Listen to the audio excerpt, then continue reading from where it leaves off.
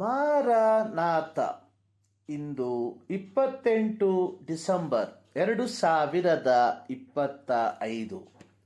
ಎಲ್ಲರಿಗೂ ಭಾನುವಾರದ ಶುಭಾಶಯಗಳು.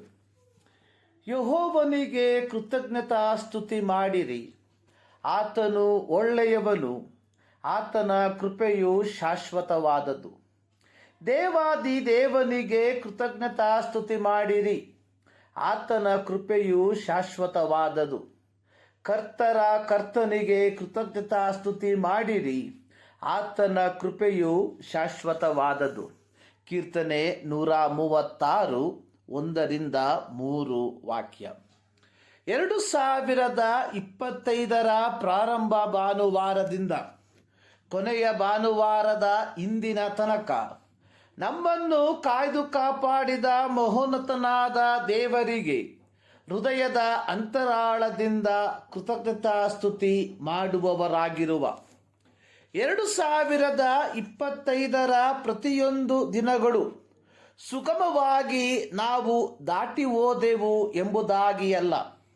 ಕೀರ್ತನೆ 66 ಅದರ 12ನೇ ವಾಕ್ಯದ 2ನೇ ಭಾಗದಲ್ಲಿ ಬರೆದಿರುವಂತೆ ನಾವು ಬೆಂಕಿಯನ್ನು ನೀರನ್ನು ದಾಟಬೇಕಾಯಿತು, ಆದರೂ ಸುಸ್ಥಿತಿಗೆ ನಮ್ಮನ್ನು ಪಾರುಗಾಣಿಸಿದ್ದಿ ಎಂದು ಕೀರ್ತನೆಗಾರನು ಆಡಿದಂತೆ ನಮ್ಮಲ್ಲಿ ಅನೇಕರು ಮರಣಪಾಶಗಳ ಮೂಲಕ ಹಾದು ಹೋದರು. ಅನೇಕರು ಚಿಂತೆಯಲ್ಲಿಯೂ ಇಕ್ಕಟ್ಟಿನಲ್ಲಿಯೂ ಬಿದ್ದು ಹೋಗಿದ್ದರು. ಮರಣದ ಬೇರ್ಪಡಿಸುವಿಕೆಯ ದುಃಖದಿಂದ ಹಾದು ಹೋದಂಥವರು ಕೈಗೆ ಬಂದ ತುತ್ತು ಬಾಯಿಗೆ ಬರಲಿಲ್ಲ ಎಂಬ ಗಾದೆಯಂತೆ 2025 ನಮಗೆ ನ್ಯಾಯಯುತವಾಗಿ ಸಿಗಬೇಕಾಗಿದ್ದ ಅನೇಕ ಅವಕಾಶಗಳು, ಏಳಿಗೆಗಳು ಕೈತಪ್ಪಿ ಹೋದಂಥವರು, ಹೀಗೆ ಜೀವನದ ಅನೇಕ ಏಳು ಬೀಳುಗಳು ಈ 2025 ಪ್ರಾರಂಭದಿಂದ ಇಲ್ಲಿಯ ತನಕ ಅನುಭವಿಸಿದವರಾಗಿದ್ದೇವೆ.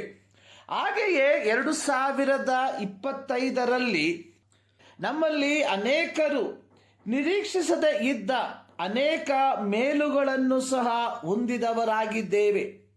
ಹೀಗೆ ಒಂದು ಸಮ್ಮಿಶ್ರಮಯವಾದ ಅನುಭವಗಳಲ್ಲಿ ಹಾದು ಹೋಗಿರುವ ದೇವರ ಮಕ್ಕಳಾದ ನಾವುಗಳು ಅಧಿಕೃತವಾಗಿ 2025 ಕೊನೆಯ ಭಾನುವಾರಕ್ಕೆ ಕಾಲಿಟ್ಟಿರುವಾಗ ಕೀರ್ತನೆಗಾರನೊಂದಿಗೆ ಸೇರಿ ಆತನ ಶಾಶ್ವತವಾದ ಕೃಪೆಯನ್ನು ನೆನಪು ಮಾಡಿಕೊಂಡು ನಮ್ಮ ಒಡೆಯನು, ರಕ್ಷಕನು, ವಿಮೋಚಕನೂ ಆದ ದೇವರಿಗೆ ಕೃತಜ್ಞತಾ ಮನೋಭಾವದಿಂದ ಸ್ತುತಿಯನ್ನು ಸಲ್ಲಿಸುವವರಾಗಿರುವ ಈ ಮುಂಜಾನೆಯಲ್ಲಿ ಸರ್ವಶಕ್ತನಾದ ದೇವರು ನಿಮ್ಮನ್ನು ಕುಟುಂಬವಾಗಿ ಆಶೀರ್ವದಿಸಲಿ.